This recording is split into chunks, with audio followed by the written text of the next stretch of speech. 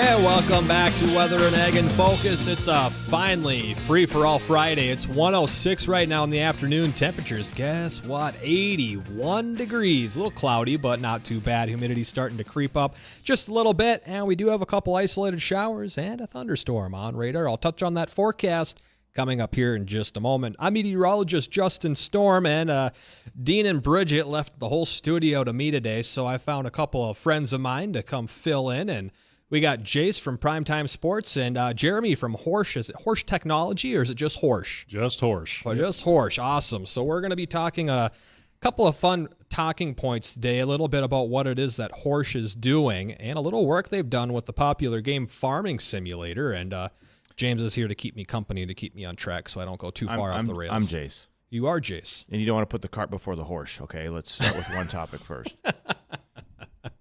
That was a gimme right there. That was a good one. I don't even have an applause for you, but dude, you're a dad now. You got to work on these. There you go. You get a little applause. So Thank you. Before we get into a few of these conversations, we'll meet who Jeremy is and what it is that he does with Horsch and farming simulator talk, drought going on across the United States, and what that might be leading into. Take a quick look at that forecast here. If you're looking west, you might be able to see a couple of thunderstorms out there by Valley City, Catherine, as well as Jamestown. About three little complexes or three little spotty storms with a few isolated showers around them. And we'll watch for a few of those spotty showers, a couple isolated storms possible throughout this afternoon, but we'll watch for more scattered stuff as we head throughout this evening. Generally, it does look on the dry side, but like I just mentioned, there will be a few spotty showers out there. 81 degrees right now. We should top out about 83 today. East winds are gusting to 24 miles an hour right now, and we'll generally see that east wind staying around 10 to 20. And as we head into the overnight hours, a few scattered showers around the area will linger into tomorrow morning. We'll have temperatures in the upper 50s. Wind will go lighter under cloudy skies. And fishing opener tomorrow over in Minnesota. If you got to pick a lake, pick Northern Lakes Country or up by Red Lake. Not going to say there's not going to be a shower up there, but it will be the driest area. If you're planning to go down into southern Minnesota, that's where more of the bulk of those scattered showers and some storms are going to be located at. So if you can go north, head north, but it is just going to be overall a breezy afternoon. Good walleye chop, though. East-northeast winds pick up 10 to 20, gusting up to 30 miles an hour for tomorrow. So just a bit breezy with temperatures upper 60s to mid-70s generally around our area. And for Sunday, Mother's Day, beautiful day, mostly sunny, 72, light wind. So got a little bit of everything for everybody here. If you want some walleye chop or a beautiful Sunday afternoon, got it all. Well, and if you want to go take your mom walleye fishing, and then you'd be just double dipping. You could do that, double dipping, catch the big one. Exactly. I've heard the walleye are shallow right now. Well, they are pretty vain.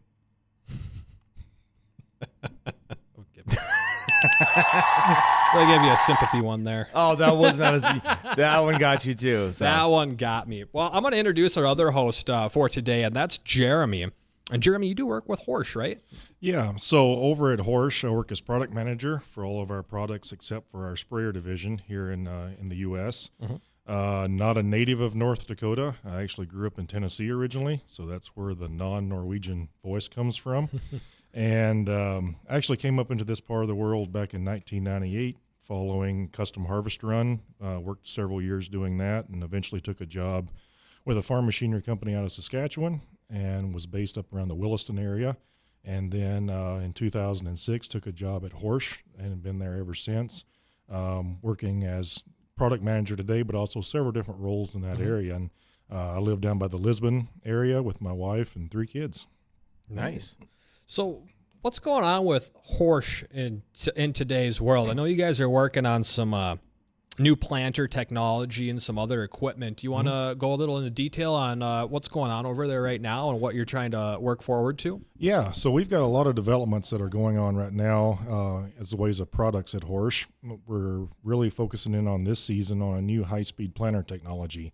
We've had this technology over in Europe now for around 3 years and just showing it for the first time here in the U.S. this spring. So we've had several different areas further to the south down into the Corn Belt areas in Indiana, Illinois, Iowa, and then also out in Kansas where we've been doing focused demonstrations of this product and really taking a different approach to some of the technologies that are out there in high-speed planting, taking a lot of the mechanics out of it and using more of a balanced air system and a high-pressure air system for not only singulating the seed but also transporting the seed to furrow, So far, the results have been coming back excellent, and we're looking forward to continuing our launch plan for that in 2024. The other big product that we've been working on is our sprayer technology. So we started with this back in 2020 up in Canada, actually making some of the first launches of that product out in Alberta and Saskatchewan and Manitoba and the Western Prairie provinces. And then we brought that technology here to the U.S. last year, started doing preliminary demonstrations, and this will be our first retail year moving into that market. Today, focusing more in Wisconsin and Indiana, and then next year we'll be following up with more sprayers on that end as well. So when it comes to the sprayers, the planters, et cetera, now for someone like myself that doesn't particularly know, how do you develop new technology, and what is that technology going to entail, especially like say for planters? Is it just about speed? Is it about the amount of seed that you can get? Is it trying to make bigger planters? And then as far as sprayers, so for sprayers go, this is your first time in the market with actual sprayers then? Well, I'll start off with that question with sprayers. So we've been in the business globally with sprayers for a little over 30 years. So it's been something that we've evolved in different parts of the world. But one of the things that we saw as we started looking more at our sprayer technologies that we were using abroad, we also saw a lot of gaps in what I would call spraying quality that we see here in North America. So, some of the things that we're fighting today definitely is as we start getting into a lot more weed resistances, we're losing usage of or effectiveness of products like Roundup. We got a lot of Roundup resistance that's out there. I mean, that's been a big topic now. So farmers are having to go to other chemistries, which now all of a sudden leads into bigger issues when it comes to sprayer cleanout. And in Europe, we're actually graded on how well our sprayers clean out. And there's been a lot of focus and a lot of technology put into that just to make sure that we can go from crop to crop without creating crop damage or cross-contamination. The other thing that we've been working on over the years is working with very high-tech boom control systems so we can actually get that boom closer to target. So one of the things that you'll notice on our sprayers, our booms are very close to target, and the simple reason for that is drift control. So think about 20 years ago when Roundup Ready crops came out. If your neighbor was doing Roundup Ready, you were doing Roundup Ready, drift really wasn't much of an issue.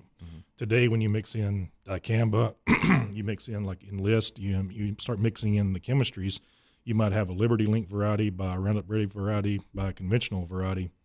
A lot more room of risk out there when it comes to drift management. So when it comes to spraying, because my dad used to work at a grain elevator, and that was one of the things he kind of first started doing there. Is there as much kind of, just kind of as a background, is there as much kind of fine-tuning the chemicals you want to use on your crops, just kind of like comparatively to fertilizers? Because obviously you take a soil sample and try and figure out what's best for your soil. So that's a lot similar when it comes to spraying these days, and that's the reason for the technology on being able to clean it out then? Absolutely. Because, in past years, especially like in the row crop areas where you had a lot of, I would call it monoculture, basically Roundup Ready crops, the need for understanding chemistries and then also working with different chemistries wasn't as great. And that's really changed today. And especially when you get in areas like North Dakota, and then you go even further north into the prairie provinces of Canada, where our crop rotations get really diverse, we've got to have some better technology and have a lot lower risk technology out there when it comes to working with those different crops in the field. And I wanted to go back to the whole the Roundup Ready crops and the chemistries that we've been using for the past couple of decades. And you had mentioned something to me earlier over in Europe that they're taking Roundup off the books in 2024, right? That you're not going to be allowed to use that. Was I understanding that correctly? Yep. There's legislation that's out there right now, I know, especially over in Germany and some of the other Western European countries, to be done with it in 2024. And even though in Western Europe they don't have the GMO crops that we have here in the Roundup Ready crops, it's still a very important tool when it comes to your classical burn down, going out and kind of cleaning up fields and all that. So it's going to definitely change things if that legislation does go through. So you see all this different regulation that's getting pushed around the United States, starting over in Europe, and then they tried doing some versions of it up in Canada, and then there's been some talk about implementing things or variations of those things here in the States. If that was one of the things that maybe got brought up in discussion or on the board to talk about, hypothetically, if something like that were to come into the United States, how big of an issue would that be? I mean, we use Roundup Ready crops all over, and if you can't use that, your yields going down? You got to find something different, or what would be your thoughts on it?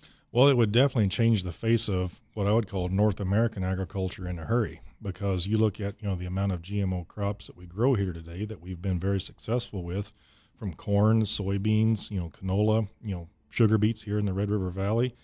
It would really change the way that we do our farming in general. So, with Roundup and glyphosate, it's been a very useful tool for us over the years. Even though there's a lot of negative out there about it, it's still been a very useful tool.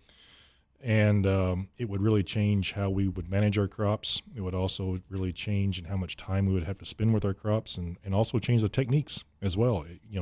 We see in areas today, give you an example, I was traveling in Nebraska here earlier last week, and over the past few years in that area, one of the dynamics that I've seen is mechanical weed control in those areas. We're talking like the weed zappers, the flamethrowers, everything and anything, plucking, including high school kids and garden hose. So if any of the audience out there remembers Rogan beets, here in the area years ago, well, that practice is coming back into play in a lot of areas with Roundup Ready GMO crops, just simply where they can't control the weeds in. It's like the old saying, there's no weed that's resistant to iron, and that's what we're having to go back to in some areas. Right. Wow. Well, hey, if you're listening, you want to join in on this conversation, ask some questions, feel free to do so now or anytime during the show on the Red Wing Shoes phone line, 701-293-9000. And by the way, if you do need a new pair of Red Wings, head over to 3003 Main Avenue in Fargo. Get yourself a pair of some beautiful Red Wings. I just did the other day for the Here We Grow campaign we're doing. I'm just hoping to hang out enough so I can get in on that deal too. Well, if you come out and do a little work, I'm sure we can get you some of those boots for you. We can make that happen. Teresa will hook you up. She'll get you all fitted perfect for it, and she'll be able to get you a good pair of boots for a good price. We're going to head to break here. When we come back, we're going to continue this conversation, touch on what drought conditions are doing across the United States and what that's leading into agriculture, speculation. And there's an article we brought up a few weeks ago about a flour shortage. I kind of called BS on it, but we'll get Jeremy's take on it, see what he has to say or think about it, and so much more. So stay tuned, because Weather and Ag in Focus, we'll be right back. News Talk Radio 970 WDAY. Hi, Meteorologist Justin Storm. Every afternoon, my forecasts let you know how the afternoon weather is going to go and that all-important ride home from work. In all 4 seasons, that's the reason you listen. Weather changes fast, and I'll give you the current conditions as well as what the evening will look like so you can make decisions on the plans you've made. Don't forget Weather and Ag Radio every day at 1 p.m. right here on WDAY. At Wimmer's Diamonds, we make every possible effort to find you something special. As the best jeweler in the Red River Valley, our diamond experts can help you find exactly what you're looking for. Natural or lab-grown diamonds. You choose the size, the shape, the cut, and you choose the engagement ring style. Classic or trendy, ornate or simple. At Wimmer's, we would love to help you leave no stone unturned when finding the perfect engagement ring. Visit Wimmer's Diamonds at 4582 32nd Avenue South in Fargo. Now is the perfect time to upgrade your kitchen with new appliances from Readels. Get up to $2,000 back on select GE Profile appliances now through June 1st, featuring the latest smart home technology, providing a simpler and smarter cooking and cleaning experience. Smart technology meets unbeatable prices, plus free delivery and free recycling of your old appliances. Find out why for over 75 years Readels has delivered value. Readels, 609 Main Avenue, Moorhead. What do eyewear and weather have in common? Join us for the Aspire Optical Eye on the Sky weekly weather forecast to find out. Each Tuesday morning, Dean Wysocki, Justin Storm, and myself, Ashley Freeborn, owner of Aspire Optical, will bring you the 7-day forecast. You never know where we'll be or how it will be presented, but we promise to bring you the most accurate forecast this side of the Red River. And learn how you can save big on eyewear from Aspire Optical. Watch the Aspire Optical Eye on the Sky weekly weather forecast on our Facebook, YouTube, and Twitter pages. Trust us, this is weather and eyewear like you've never seen. Is your home ready for spring? Don't let the spring melt catch you off guard. Let the ProFlow and Pro Series sump pump professionals at Legacy give you the peace of mind you deserve. Our expert team is on a mission to deliver the best plumbing and heating experience in town the Legacy way. Trust us to tackle the toughest plumbing challenges your home may face all year. Follow us on Facebook, visit our website, or call us today to take advantage of our $80 sump pump inspection. And remember, life flows better with Legacy. It's easy to think all money managers are pretty much the same, but at Fisher Investments, we're clearly different. Different? How? You sell high-commission investment products, right? No, Fisher Investments doesn't sell any commission-based investment products. Well, you must earn commissions on trades. Nope, never at Fisher. We're a fiduciary, obligated to act in our client's best interest. It's the highest standard of care for a financial advisor. How do you know what's in their best interest? We get to know our clients and then tailor a portfolio based on their goals and needs. But you probably sneak in some hidden and layered fees. No, we have one transparent management fee, structured so we do better when our clients do better. Wow, you really do look out for your clients. That's because our top priority is helping them achieve a comfortable retirement. It might be why most of our clients come from other money managers. Visit FisherInvestments.com to find out why investors like you switch to us. Fisher Investments. Clearly different money management. Investments and securities involve the risk of loss. I'm Kareem Abdul-Jabbar. I learned about atrial fibrillation the hard way. My symptoms would come and go. Shortness of breath, fatigue. I kept going. Then I got so lightheaded, I couldn't. My doctor said I have AFib, so I'm about 5 times more likely to have a stroke. Other symptoms, irregular heartbeat, heart racing, chest pain can come and go, but the risk of stroke stays. If you have symptoms, tell a doctor. Visit notimetowait.com. Sponsored by Bristol Myers Squibb and Pfizer.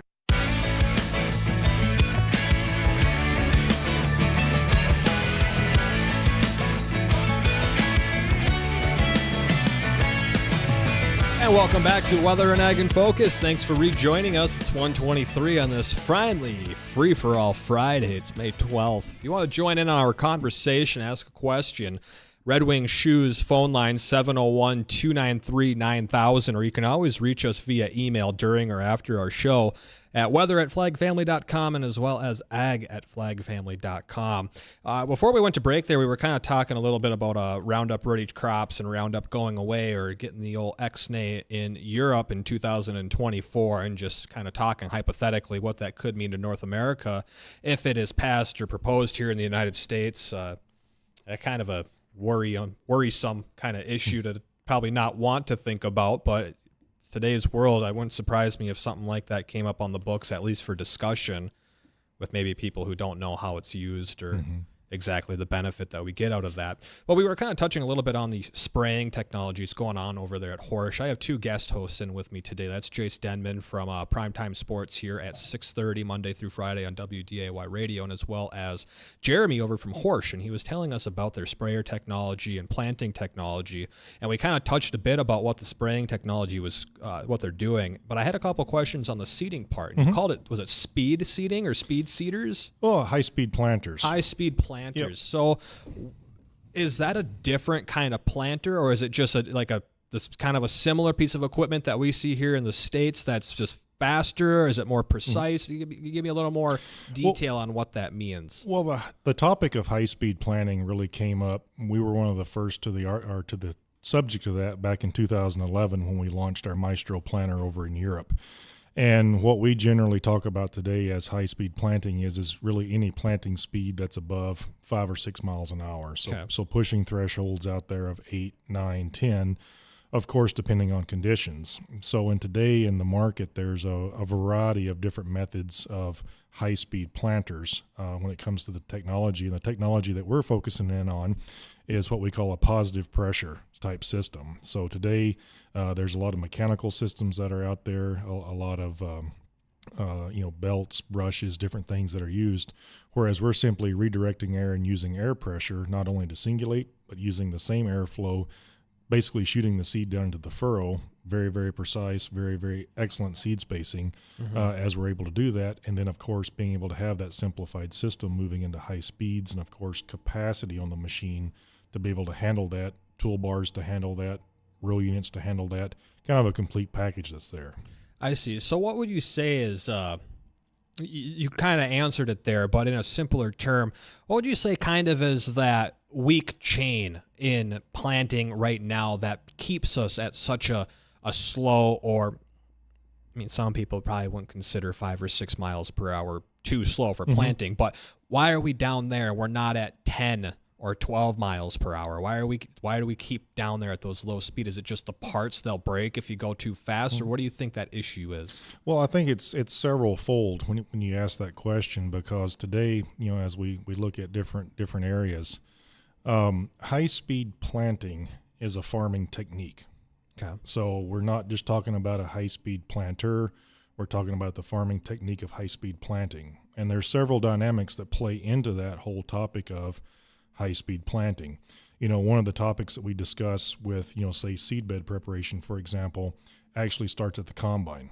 So if we're not managing residues properly at harvest, if we don't prepare a good seedbed, if we don't have good seedbed conditions, if we don't have good logistics, and then also if we don't have, integrity in the machines themselves that are doing the planting, you really won't have a lot of success at high-speed planting, because it's all about maximizing that finite amount of time that we get to get a crop in the ground, maximizing acres per hour and acres per day with planter capacity and planter technology. But you've also got to have that playing field to go into that's been prepared nice or well maintained, and you've also got to have the logistics to feed it. So think about harvesting, for example. You have a combine and you have a grain cart. If the grain cart or the truck stop, the combine stops. It's direct opposite in planting. You got to keep product to that planter to keep that machine rolling. And if any one of that chain or any one of those dynamics are kind of the loose link, you're going to have some not maximizing the opportunity, I would say. I see. Okay. Now, when we were kind of talking on the break, when something you had mentioned at the beginning, that you've taken some technologies that you use in Canada, you brought it down to the States. You've had some technologies you've used over in Europe. How is that different than what's on the market here in the U.S. right now? What are some technology that are being utilized in Europe that were not being utilized here? Explain some of those differences that someone like myself may not quite understand. Well, some of them that we have are very complex, but I really want to talk about a simple one here. So like on our planters that we use, we build the positive pressure planter that we've been talking about, but the remainder of our planters are a vacuum-based planter. And with vacuum planters, you're pulling vacuum air through the seed discs, pulling the seed on, and then exhausting that air somewhere on the planter around the fan. About 6-7 years ago, we're a member of a group called AEM. It's Ag Equipment Manufacturers, where us and all your majors are a part of that as well. And once a year, we'll sit down around the table and discuss industry issues. And here, as we got into like 2017 and 2018, one of the biggest topics out there was neonic insecticides. Because today, when you look especially at corn seed and different other seeds that we're planting with planters, the vast majority of them have got some type of an insecticide coating on them to protect that seed from insect damage and make sure that you get a good stand in the field. Well, the issue is, especially in Europe and then even in Canada, there's been a lot of discussion on neonics and their effects on bees.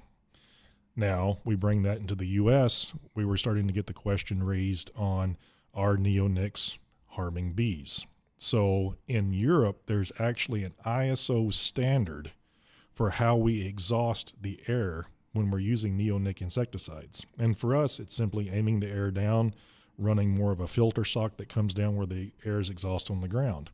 And at that time, a lot of planters were actually shooting up in the air the exhaust from the fans. Mm-hmm. So that was a big discussion we had, I know back in 2017, was now all of a sudden the EPA is looking at planters. Mm-hmm. And what we as a whole industry tried to do was, okay, let's look at what we're doing in Europe, open books. This is how we do it. Let's all work together, because we did not want the EPA to see a planter as an insecticide applicator, but as a seed placement device. Right. Taking brand totally out of it. Yeah. Would you say that things are more restrictive for your equipment in Europe, or is it more restrictive here in the U.S.? I would say definitely over in Europe. I would say probably the most common restriction that we have, especially in Germany and some of the countries that are around there, people in the audience will probably laugh at this, but we have a 3 meter or 10-foot width restriction when it comes to transporting farm equipment. And today we have air seeders. We build them ourselves that are 18 or 19 foot wide. Guys drive down the road with a 40-foot header on the combine. People get out of the way. We wave. Yep. Nobody cares. Over there, you go to jail. Oh, geez. That's a little harsh, I think, for something like moly. that. So when you look at some of the technologies that we have, that we bring to North America, like in our product development process, which I'm heavily involved in with our engineering team and all the people associated. One of the first things that we look at is will this product work here, or do we need to kind of domesticate it a little bit? And especially when we're going to bigger size machines, oftentimes it's, do we need to keep a narrow transport or a wide transport? But you think about combines, you think about, big articulated tractors, which you don't see much over there.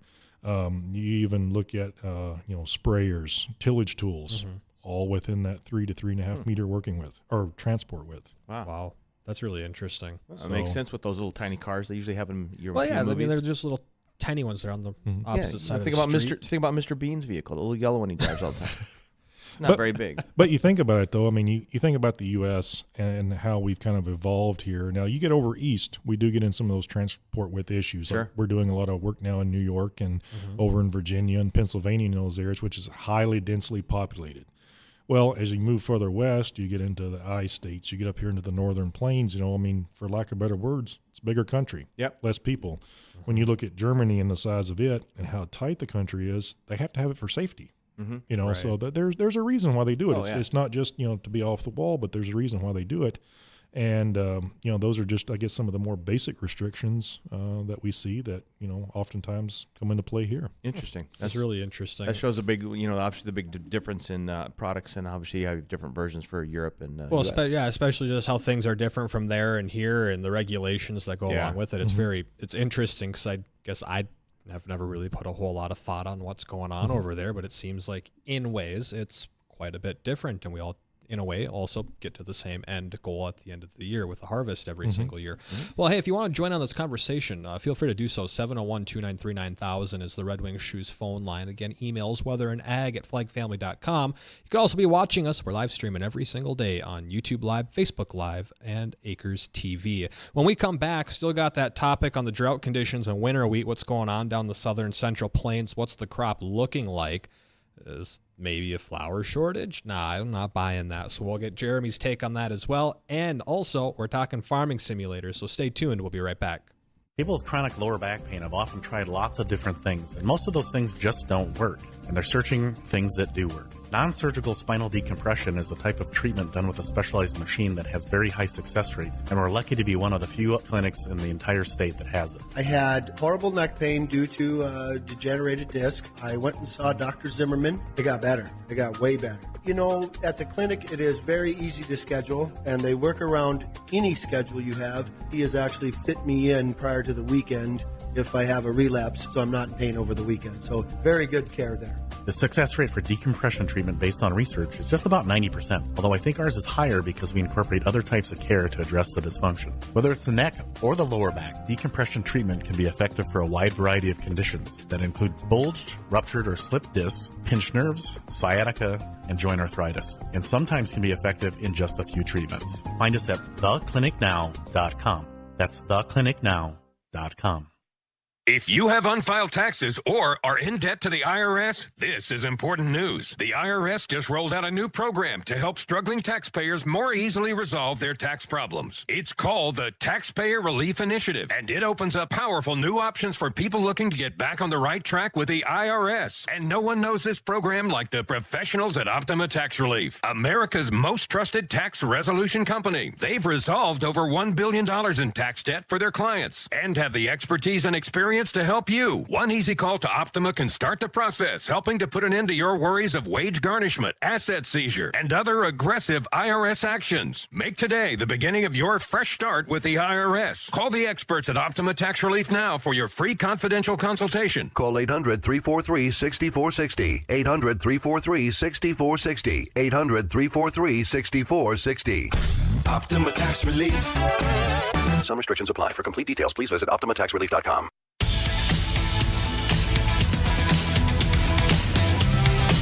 Welcome back to Weather and Ag in Focus. Thanks for rejoining us. It's 1:35 on this Friday afternoon. Temperatures outside, it's a humid 81 degrees out there, partly sunny. Wind gusting into the lower 20s at times, still seeing a couple of spot spotty pop-up showers, a couple of thunderstorms out there, predominantly throughout the farther southern valley, down into Sisseton, and a few of those pop-up storms traveling over towards Jamestown. We'll bring down that forecast coming up here in a little bit during the show.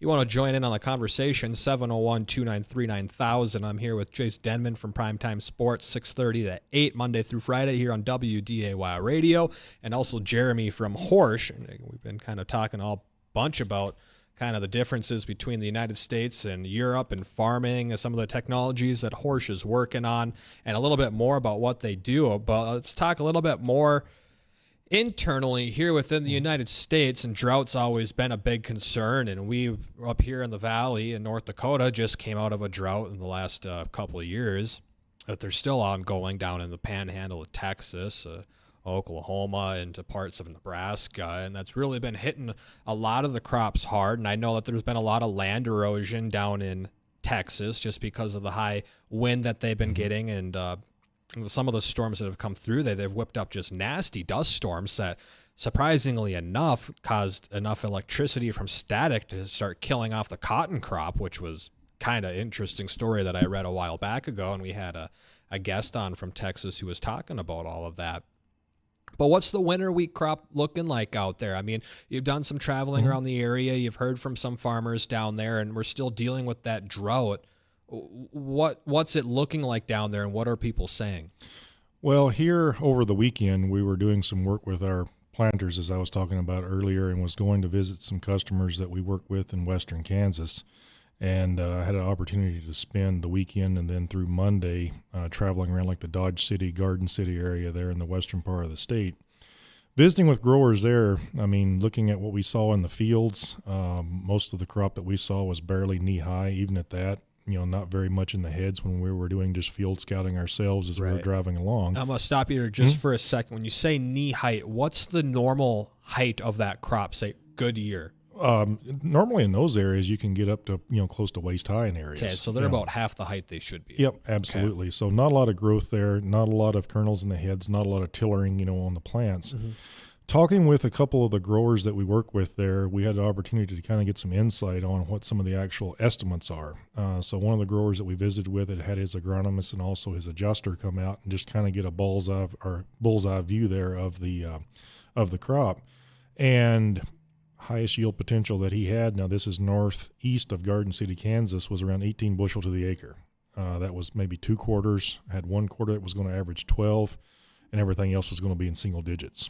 So single digits to teens. And what's normal for those for those who don't come from an ag background at all? So in that area, I mean, 50, 60 bushels can be a really good year. Okay, so we just 30 to 40 average. So 30 to 40 average.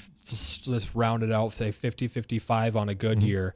And they're stuck in the teens to single digits. Yeah, that's a huge hit. That's big time. So the decisions are being made now, and especially that area, and I can't speak for the whole state, just going where we had traveled through.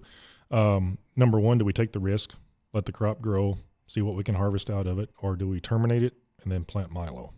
Okay. That's the decisions that we saw in that particular area happening as we speak. And as we traveled further north, we left out of Garden City there on Monday afternoon, Monday evening. We traveled up through Dighton, up through Hoxie, Kansas, and that way. And I would say all the way to the Nebraska border, even coming into some areas of western Nebraska, it's pretty spotty. You can tell there was a lot of uneven germination, which tells me a lot of dry weather. And some of those areas hadn't seen rain since like October, November. So they got the crop in the ground, it kind of got up and then just stalemated. So we came through the eastern part of the state last week. So a week ago today, we came through the eastern part of the state. And even over there, it's been dry, but there's still going to be a harvest there. It's not going to be a total loss. But the further west you got, and then into the northwest corner of the state, it was definitely a different story. That's that just sucks. I mean, that's not good. You go ahead, Chase. And just to make sure I was listening correctly, that was they were planting corn out there. So if they were to terminate those fields, as far as I would assume spray it with chemicals, and then you said plant milo.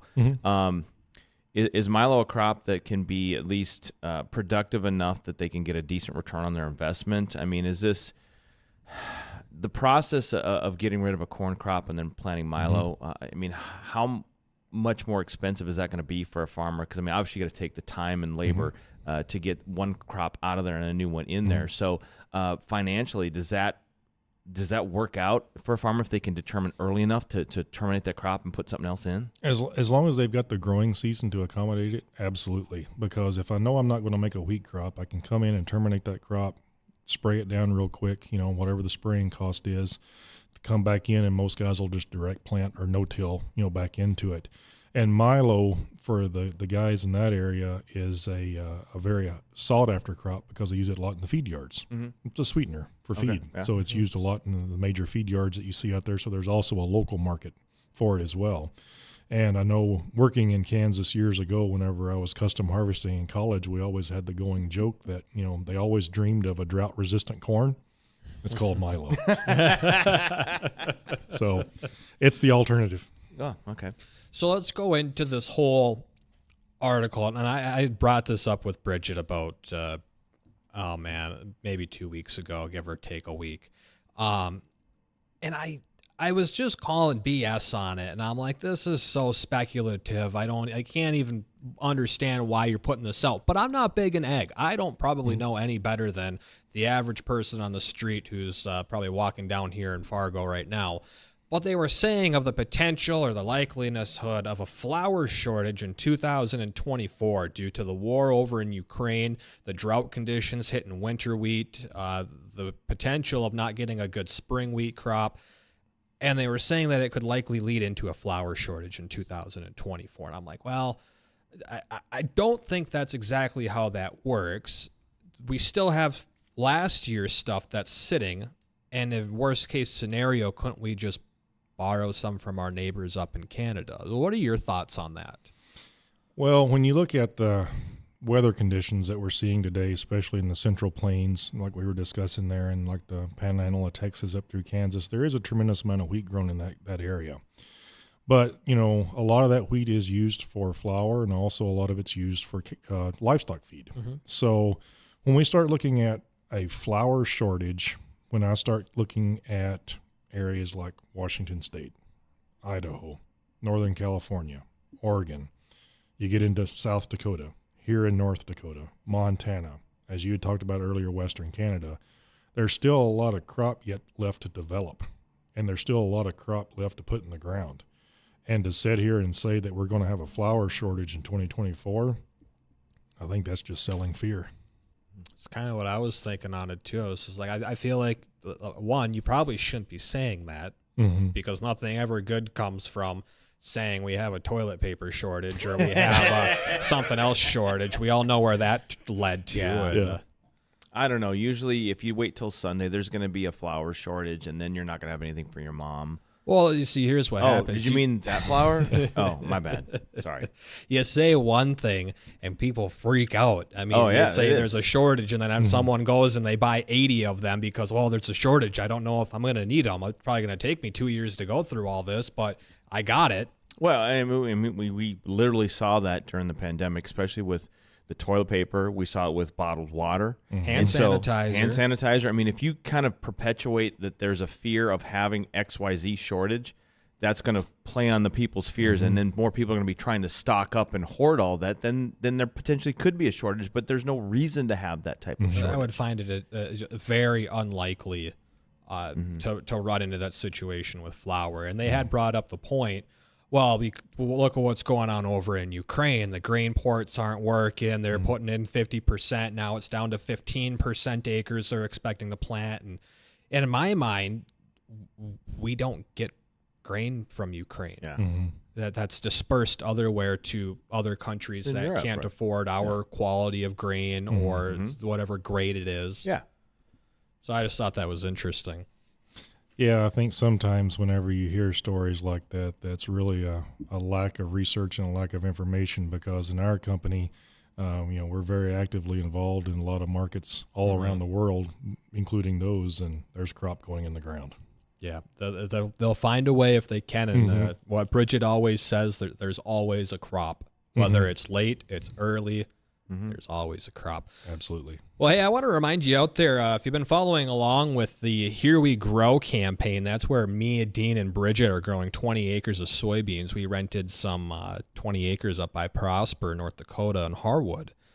And that's been an ongoing, a fun thing that we've been doing. We just launched episode 4. If you want to watch that, we're getting the tractor already in the planter. You get to go through some of the technology along with us, how it works. And it was a little too, well, I'll just say wet to actually get the seed in the ground. But we go through exactly what this piece of machinery is, how we're going to be using it, and it's just a fun walkthrough. So if you want to go and check that out, it's on YouTube. That's episode 4. The other 3 are on there as well. It's also on our Facebook page, Weather and Ag in Focus, and our website, WDAYradionow.com. Give it a like if you like it, and a subscription. That would really help us out a lot.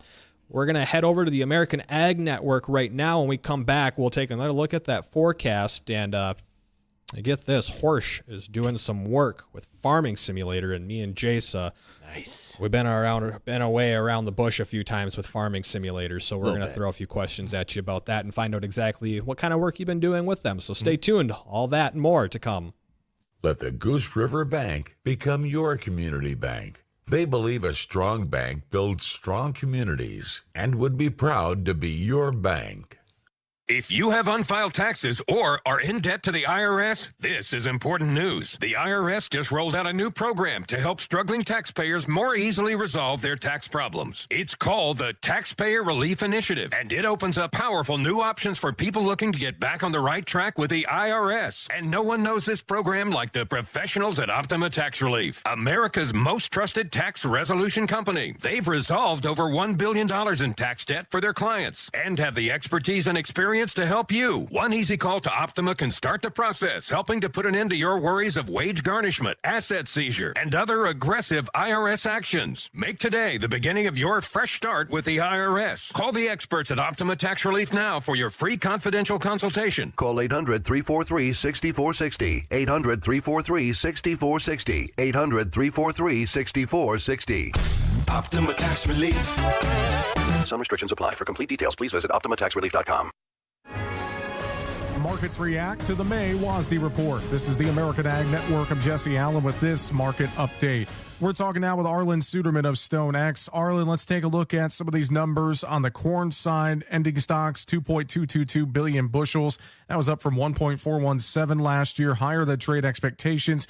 USDA says corn exports, though, they cut them for the old crop, but raised them for the new crop, 325 million bushels. That was a bit of a surprise. Also, the wheat side of the balance sheet, some surprises there. What are your thoughts on the trade?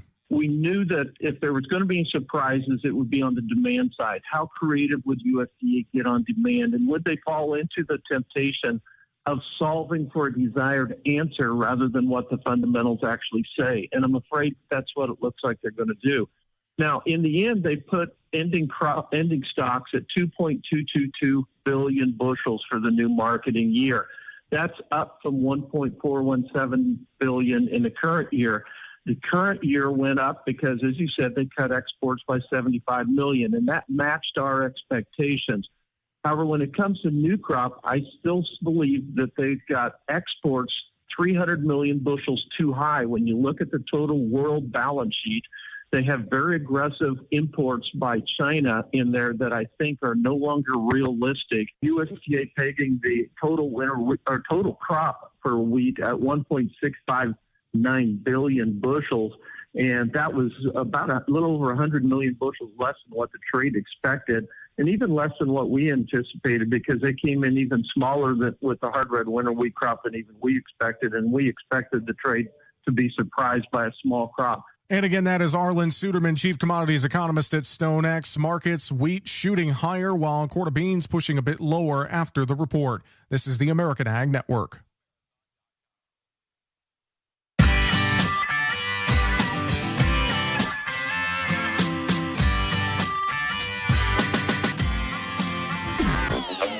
And welcome back to Weather and Ag in Focus. Thanks for rejoining us. I'm meteorologist Justin Storm with Jace Denman from Primetime Sports, 6:30 to 8, Monday through Friday here on WDAY Radio, and Jeremy from Horsch. And if you want to join in our conversation, we'll be talking a bit about Farming Simulator. Use the Red Wing Shoes phone line, 701-293-9000. Drop those comments or questions to any of us. Take a quick look at that forecast before we bounce into that conversation. It's 81 degrees right now. Starting to see a few spotty pop-up showers, a couple isolated storms trying to pop up in and around the FM Metro and throughout the Southern Valley, a couple trying over in Lakes Country, and then a few ongoing thunder showers by Jamestown. And we'll continue to see those through the rest of this afternoon into the evening, just these kind of sporadic, spotty showers popping up, a few rumbles of thunder, before we'll see a better chance for scattered showers and some thunderstorms later this evening into the overnight hours. Temperatures today, upper 70s to low 80s, east winds 10 to 20 miles an hour. Lighter wind tonight will cool things down, upper 50s near 60, and another likely chance for scattered showers, at least for the first half of the day on your Saturday. Then it's starting to look like we'll dry out by the evening. We'll have temperatures in the 60s here in the Southern Valley, south of I-94 towards Jamestown. Lakes Country will be in the 70s, and Northern Valley will also be in the 70s to near 80 with wind gusts up to 30 at times, generally sustained around 10 to 20 from the east-northeast. And then to wrap up our weekend for Mother's Day, beautiful day out there for everybody. Lots of sunshine, lower 70s, and light wind, about 5 to 15 miles per hour. So it's a little bit of everything for just about everybody. Get a good walleye chop on the lake for the fishermen, the fisherwomen, and take mom out for a walk through the garden on Sunday. Do something nice. It'll be great weather. It's going to be great weather on Sunday. So I know it's going to be. I'm thinking I might bust the grill out because I unfortunately haven't used it quite yet. So. Me, same with me. Right. So. This is the segment that's going to get all the farmers calling in because they want to know about video games. Well, this is I only imagine during the off season when Come on, someone's Bill, they're talking about Farming not Simulator. working hard in the field, they're at home working hard in their virtual field. And yes, we're talking about Farming Simulator here, and this is why Justin has been a perfect fit for this show. Not only does he know weather, but he farms. It's where I've learned all my agricultural knowledge is from Farming Simulator, 15, 17, 19, and now 22. Yeah. So I've got a good handful of years of using Farming Simulator. I'm not a very good farmer, by the way, but I do make money. I made a silage or whatever. I just cut down the grass and put it in the thing and made money Jace, that way. you've played a lot of the Farming Simulator as well, at least periodically. You've dabbled in the Farming Simulator. Yeah. And I know, Jeremy, you were telling me a story that your son plays the Farming Simulator games as well. And with Horsch, you've actually done some work with Farming Simulator, and here I'll actually let you pronounce it. How it's not giant software. Well, the way the Europeans say it is Giants. It's Giant, and I always thought it was giant software. Just like the baseball team. They're the company that behind the production, the software for Farming Simulator. I just thought it was giant, but it's Giant. And I may have butchered that too from the European translation, so who knows? But no, we've done some work with Giants here over the years. I believe it was back in 2019 whenever we did a partnership with the Farming Simulator group on launching a mod specific to the Horsch Agrovation Farm that's over in the Czech Republic. So our family's a family-owned company. We have a group of farms in Germany and also in the Czech Republic where the family farms. And one of those we use as kind of a showcase farm, bring customers in from around the world, kind of show them some different farming practices, different techniques, kind of a visitor center, conference area and stuff there. Right. And this was where Giants came in, flew drones over, got digital imaging of the farm, and really did a lot of detail into it. And it was very interesting to me in 2019, they launched that along with a lot of other mods that they had at Agritechnica in Hanover, Germany. And Agritechnica, if you guys have ever visited Big Iron here, as a farm show, Agritechnica is the grandfather of them all. It's the largest farm show in the world. So if you're a farming geek like I am, that is like heaven going to that. And they had a full building dedicated just to Farming Simulator. Oh, that's super So cool. there's kids from all around the world that are in there, and they're doing competing. They're giving ideas. They're having brainstorming sessions on new ideas. I mean, it was amazing. I grabbed one of the mods there, bought one of the mods for my son, and I brought it back home, and he plugs it into his computer and gets everything loaded up. And I just look in amazement. I'm like, they got the detail right down to the cracks in the concrete. It's crazy what they do. Well, that was a question that Jacob had is that how accurate are the products from Horsch, from the other companies that are in these games? Are they as realistic as they can be, or do they have to kind of modify them a little bit so that they work video game wise as opposed to real life? From what I can tell, as far as all of the details, yes, there's some finite stuff that wouldn't be in there because of the digitalization, but it's almost spot on. When you look at the details that are there, of course, there's always going to be a little bit of difference in virtual reality versus real life, but. I take, for example, looking at some of the tractors and the combines and some of the scenarios, that you go through and all, they did a good job. Absolutely. Well, we were out at the farm for Here We Grow a few days ago, and we were in a John Deere 8320 with a John Deere 36-row planter behind it. It's just funny enough that at one point was the exact same tractor I had in my farming simulator game. So I hopped up in there and I'm like, son of a gun, it really is identical. I was kind of blown away. I was like, this feels weird. I've been here before.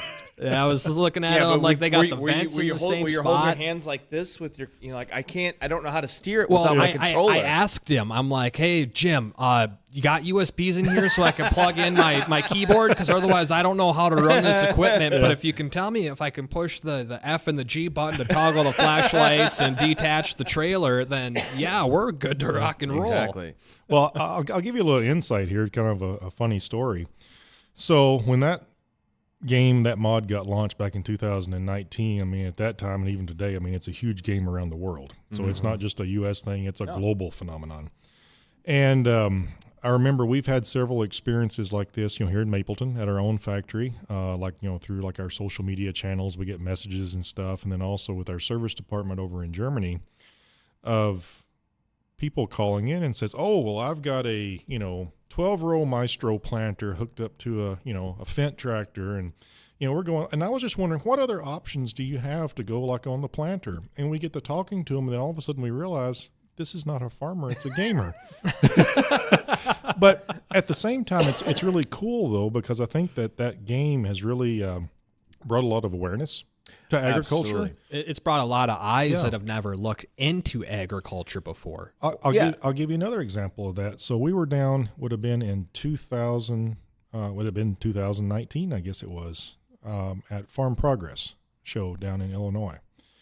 And that at that time, farming simulators getting up and going really heavy. And I could not tell you the amount of fathers and kids that came by the booth that you would hear walking through booths. Oh, look, this is on your game. Or, hey, Dad, I've seen this before. It's on my game. At one of the biggest farm shows in the U.S., not farmers at all, but actively engaged. Yep. That's cool. It's super cool, and I love that aspect about it, too. Well, and your point about learning more about farming, the ag business through a video game, I've used this analogy before. There's a lot of times, I'm a big into sports gaming, and there's a lot of times when you play an NHL, NBA, NFL game, and you learn the players on other teams or what players are good or not based on using a video game. So the farming simulator is the same idea. I'm going to learn about Horsch products. I'm going to learn about how to manage my fields, etc., by playing a video game. So it's just another way of kind of educating the public on something that obviously can work for multiple generations. Well, and you look in the business of agriculture today, whether we're talking here, we're talking in Europe or in other areas, there's a lot of negatives that are out there, and this is what I'd call kind of a social bridge. Absolutely. Yeah, it's super, super cool. I love it. I'm waiting for the next one to come out. I'll go home. I'm gonna go looking for some of the Horsch equipment down there tonight, see what I can mod. But that's going to wrap it up for us today on Weather and Ag in Focus. I want to thank you for joining us today. Remember, the rest of the afternoon, a few spotty showers out there, a couple rumbles of thunder will be likely. And we'll see that continuing into the overnight, but outside of that, it's not too bad. Remember, Here We Grow, Episode 4 is launched on Facebook and YouTube. Just search Weather and Ag in Focus on either of those, or go to our website at wdayradionow.com. Again, that'll do it for all of us here today. We're back Monday at 1 to 2 o'clock in the afternoon. Dean's still playing hooky, but Bridgette will be back, and we got some fun guests for next week as well. So until then, everyone have a great weekend. AM 970 and FM 93.1, WDAY, Fargo.